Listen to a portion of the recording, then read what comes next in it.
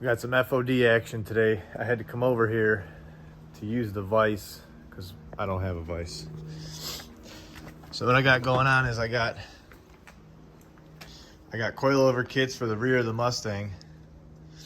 I have to push out these factory, the Coney bushings, and then use the supplied bushings from Maximum Motorsports. So I'm just using sockets to push them out and then pry the bushings out. No biggie. Anybody curious or not familiar with these Foxbody suspension setups? So it has a little spring perch on the rear lower control arm, and then the strut mounts here and up to the inside the trunk there. I got the Maximum Motorsports coilover kit for the Coney struts. Only reason I went with Coney was because I bought the Coney struts previously. They're single adjustable Coneys. I bought those previously, put them on the car because the ones that were on the car were blown out. And I bought those with the intention of being able to get the coilover kit and then just put them on those shocks, and they were going to work. Maximum Motorsports does make their own brand of struts or shocks, whatever. It's just all preference. I think they have one for Bilstein, they make one for Coney, and then they make one for their own Maximum Motorsports brand. I just went with these Coneys. The spring rate, we'll go look at those in a minute. So right now, the kit comes with a new little strut mount to replace this old deal. So that comes off there, and then this one runs back through there. Here's the coilover setup.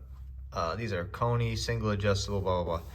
This is the original bushing that comes in here needs to be pressed out, and then Maximum Motorsports supplies this little bushing.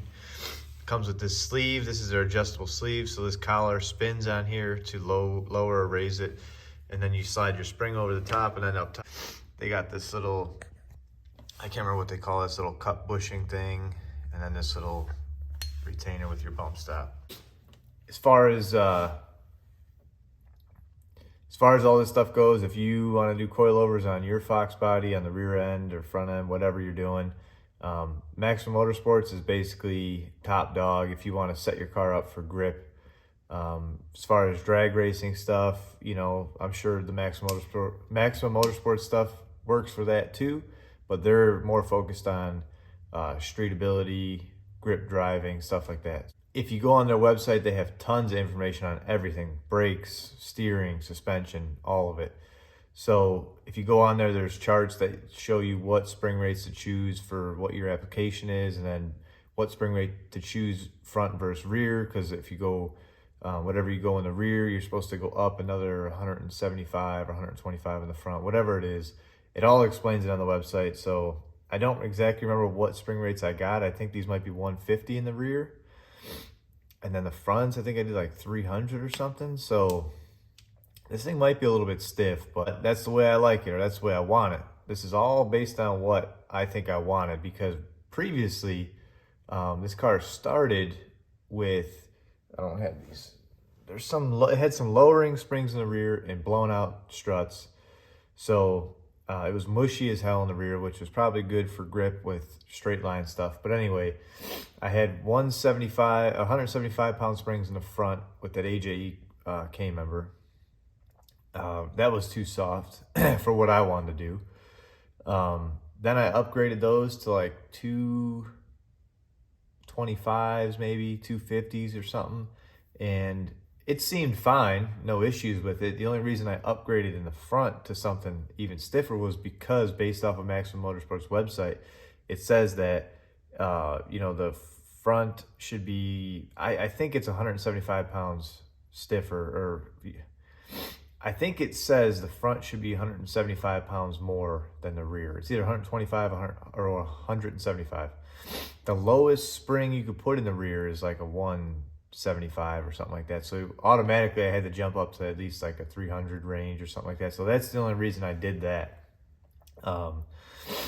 I think it's 125, or the 125 is the lowest in the rear, and you're supposed to go 175 more or something like that. So anyway, I think I went with a 300 in the front and 125 or 150, 175, something in the rear.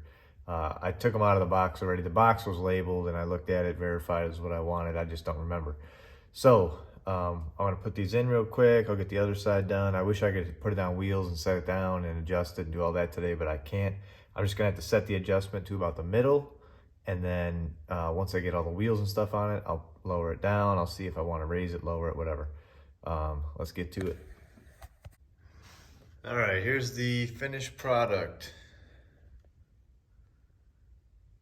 I think right now it's probably adjusted way too low, but no big deal. Once I get this thing, get some wheels back on it, and get it on the ground, I'll get it sitting right.